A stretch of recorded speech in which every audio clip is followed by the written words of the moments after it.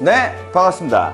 저는 수학요리사입니다. 네, 오늘 이 시간에는 우리가 이제 정규분포라고 해서 굉장히 중요하죠. 네, 정규분포라는 것을 한번 개념을 한번 쭉 정리하는 시간을 가져보도록 하겠습니다. 그래서 뭐 정규분포가 대체 뭐 하는 친구인지, 그래서 그 친구를 뭐 표준화라는 그런 걸 어떻게 하는지, 그리고 마지막 최종적으로 우리가 지난 개념 요리법에서 배웠던 이항분포와 정규분포와의 그 콜라보레이션이 되는 장면까지 이렇게 진행을 한번 해보도록 하겠습니다.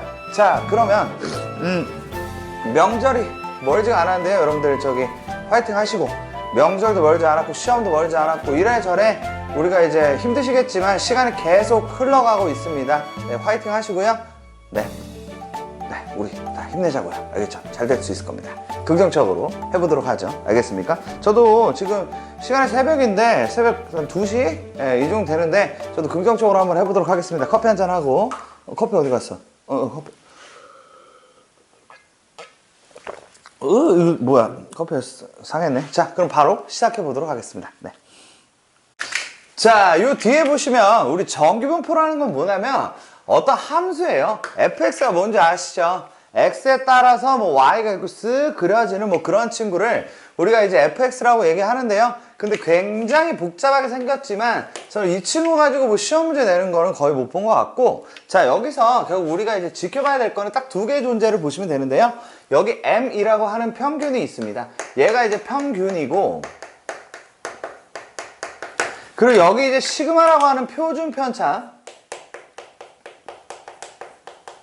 자, 그러면은 제가 이제 말씀드릴 거는 이 두 개가 좀 이제 이 표를 fx를 좌우한다라고 할 수가 있거든요. 그래서 이 정규분포는 여기 저 복잡한 식에서 딱 두 개만 따가지고 쓰는데요. 어떻게 쓰냐면 n이라고 쓰고, 그런 다음에 m, 시그마 제곱이라고 해가지고 결국 평균과 표준편차 딱 두 개만 가지고 정규분포를 표현하겠다라고 보시면 되고요.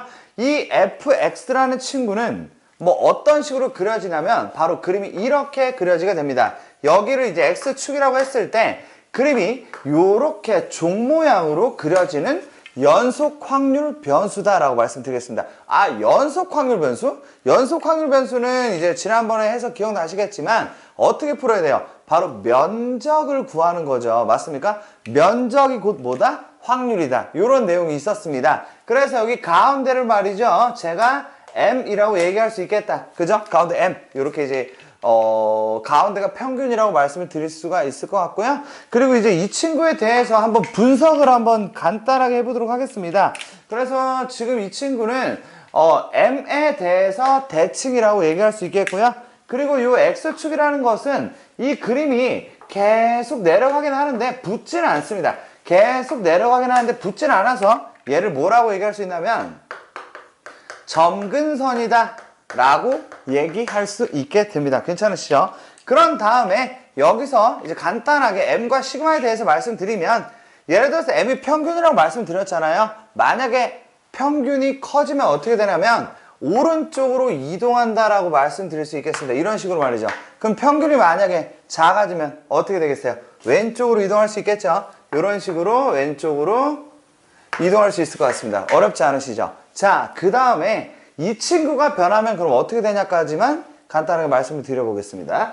이 표준편차라는 친구 있잖아요. 얘가 뭐라고 했죠? 표준편차. 표준편차라는 친구는 이거거든요. 평균과의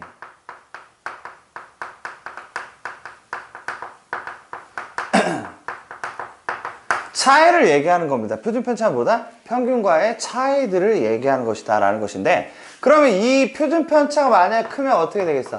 평균과 차이가 크겠죠. 그러면 이걸 어떻게 해석하냐면 평균과 차이가 많이 나는 애들이 좀 늘어난다라고 볼 수 있고요. 그럼 이 평균보다 좀 이렇게 분산된다라고 말씀을 드릴 수 있겠습니다. 자, 그러면 시그마가 만약에 커지면 어떻게 된다? 애가 이렇게 그림이 이렇게 돼요. 가운데 평균은 똑같은데 요 떨어진 애들이 늘다 보니까 가운데가 줄어든다라고 말씀을 드릴 수가 있겠습니다. 괜찮죠? 자, 그럼 만약에 이 시그마라는 친구가 만약에 작아지면 어떻게 되겠습니까? 시그마가 작아진다면 그림이 이렇게 되겠죠. 평균과의 차이가 줄어들게 되니까 평균 근처에 많이 몰리게 되겠죠. 그러면 어떻게 되겠어요? 요런 식으로 늘어난다고 말씀을 드릴 수 있겠습니다. 괜찮죠? 요렇게 일단은 정규분포의 기본적인 부분에 대해서 말씀을 드렸습니다. 네. 자, 이제 우리 두 번째 얘기를 할 건데요. 결국에 우리는 이제 지구상에는 수많은 정규분포가 있습니다. 뭐 요렇게 생긴 애도 있고요. 그 아니면 뭐 요렇게 홀쭉한 애도 있겠고, 뭐 평균이 막 이쪽에서 막 이렇게 노는 애도 있고, 한 몇억 개의 정규분포가 있는데요. 결국 우리 정규분포라는 거의 포인트는 뭐다? 바로 면적을 구하는 데 있다. 그죠? 여기서부터 여기까지의 면적이 곧 확률이고, 저 면적을 대체 어떻게 구할까? 요게 이제 포인트거든요. 이해되시죠? 근데 이거 언제 이거 다 뭐 자 같은 거를 뭐 잴 수도 없고 어떻게 할 수가 없단 말이에요. 그래서 우리는 뭐가 어떻게 되냐면 이 친구들을 표준화를 시키기로 하는 겁니다. 아, 표준화를 시킨다. 마치 뭐 220V로 다 맞춰가지고 이렇게 전기 코드에 꼽는다는 뭐 그런 느낌으로 말이죠. 오케이? 자, 그러다 보니까 표준화를 시키게 되면은 어떻게 되냐면 정해진 규격에다가 저 빨간 거를 여기로 옮겨버린다라고 생각하시면 됩니다. 그럼 저 빨간 게 정해진 규격으로 넘어오면서 여기로 넘어오고, 그런 다음에 표준 정규 분포표라는 거를 보고 면적을 구할 수 있다라는 시스템으로 진행이 되는 겁니다. 무슨 말인지 아시겠죠? 근데 이 표준 정규 분포표는 가운데가 0입니다. 평균이 0인 곳으로 이동을 하고요. 그리고 이제 이 시그마라는 것은 1이라는 걸로 이동한다라고 해서 표준화를 시키게 되면 여기 있는 친구들은 다 n의 m, 시그마 제곱이라고 얘기를 할 수 있게 되는데, 이 친구는 n의 0,1의 제곱이라는 곳으로 이동을 한다. 자, 이런 문항에 대한 예시들은 제가 바로 이어서 올려드리게 될 뭡니까? 센수학 대표 문항들에서 이런 다양한 이 문제들을 풀어드릴 것이고, 그리고 여러분들 아시다시피 어차피 이제 문제를 푸시고 저한테 질문을 하시면 그거에 대해서 차곡차곡 제가 해설을 또 올려드릴 겁니다. 알겠죠? 그거를 통해서 이 친구들이 실제로 구현되는 것들을 자기화시키면 됩니다. 알았죠? 자, 그러면 이제 이 표준화를 시키는 공식은 바로 뭐냐면 여기는 x인데요. 여기 있는 친구들은 x인데 1로 넘어가면 이거를 우리가 z라고 이렇게 명칭을 시킵니다. 근데 저 x를 z로 넘어가는 그 식이 어떻게 되냐면 이 x라는 친구한테 m을 빼고 얘를 시그마로 나누게 되는데, 이 친구를 우리가 뭐라고 부르기를 하냐면 얘를 z라고 부르기를 합니다. 그래서 z는 시그마분의 x-m입니다. 이게 바로 표준화 공식이다 라고 말씀을 드리도록 하겠습니다. 자, 여기까지 말씀을 드리고요. 자, 우리 이제 마지막 주제로는 이항분포라고 배웠잖아요. 이항분포가 뭐였죠? n,p라는 이 내용이 있었잖아요. 그죠? 근데 이 이항분포가 횟수를 늘리면 뭘로 넘어가려면 정규분포로 넘어간다는 내용이 있습니다. 그러면 이렇게 연결되겠네. 이항분포가 정규분포가 되고, 정규분포가 어떻게 표준화를 시켜서 표준 정규분포로 어떻게 넘어간다는 것만 아시면 되겠죠? 됐습니까? 여기까지 콜라보레이션을 시키면 됩니다. 자, 그러면 정규분포로 넘어간다. 어떻게 돼요? 자, 여러분, 평균은 둘이 곱한다고 말씀드렸죠. 그래서 NP라고 이렇게 쓸 수 있겠습니다. 괜찮을까요? 그런 다음에 NP라고 쓰고 여기는 어떻게 되죠? N하고 P하고 1-P를 붙이기는 하는데 얘가 분산이고, 표준 편차는 얘한테 루트 씌운 거, 그리고 얘한테 제곱을 해서 이렇게 표현하죠. 그죠? 즉 이걸 우리는 뭐라고 불렀어요? 바로 M, 시그마 제곱이라고 불렀던 거죠. 괜찮죠? 자, 근데 이 친구를 표준화를 시키게 되면은 어떻게 한다?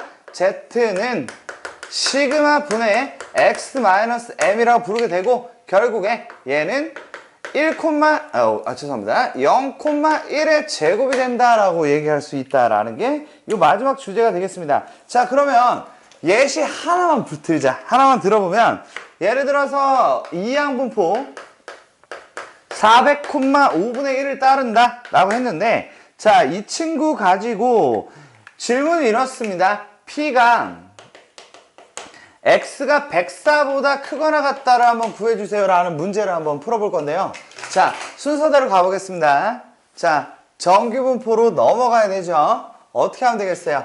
정규분포로 넘어가려면 둘이 곱하면 80이고 됐죠? 그리고 400 곱하기 5분의 1 곱하기 5분의 4를 진행하죠. 맞습니까? 이렇게 진행을 하시게 되면은 얘가 이제 약분이 되면 80이 되고요. 얘가 약분이 되면 16이 되죠. 64니까 8의 제곱이다. 이렇게 말씀을 드릴 수가 있겠다. 됐죠? 자, 그런 다음에 잘 봐요. 이 내용에 대해서 말씀을 드리면 현재 내용이 이렇습니다. 가운데가 80이거든요. 그죠? 근데 104보다 크거나 같은 면적 좀 구해줘 라는 그런 문제인 겁니다. 괜찮죠? 자, 근데 요걸 어떻게 해야 된다고요? 바로 표준화를 시켜야 된다 이거죠. 아시겠죠? 아, 표준화를 시킨다. 그 표준화를 시키면 가운데가 뭐가 될 거죠? 가운데가 0이 될 거라는 겁니다. 알겠죠? 그럼 저는 104만 옮기면 되겠죠. 그죠? 그래서 결국에 104를 어떻게 옮겨? 104 빼기 104가 x니까요. m은 80이고 이렇게 하시고 얘를 시그마인 8로 나눕니다. 그러면 8분의 24니까 이거 뭐가 돼? 3이 되면서 3보다 크거나 같은 면적을 구하는 걸로 넘어가게 되죠. 됐죠? 근데 우리 표를 보시면 0부터 3까지의 면적이 0.4987이 되다 보니까 결국 이 면적은 굉장히 조그마해요. 자, 여러분 보시면 여기서부터 여기까지가 절반이니까 얘가 0.5고 0.5에서 0.4987을 빼니까 0.0013이다. 이런 식으로 풀어주시면 되겠습니다. 자, 그러면 여러분들 일단 개념을 이 정도 아셨으면 일단 기본 문제부터 풀어보시면서 자기 걸로 만들면 됩니다. 단계를 넓혀가면서 말이죠. 알겠죠? 그래서 그 개념을 확인하고 이렇게 가시면 되겠습니다. 자, 오늘 일단은 개념 영상 들어주셔서 감사드립니다. 감사합니다.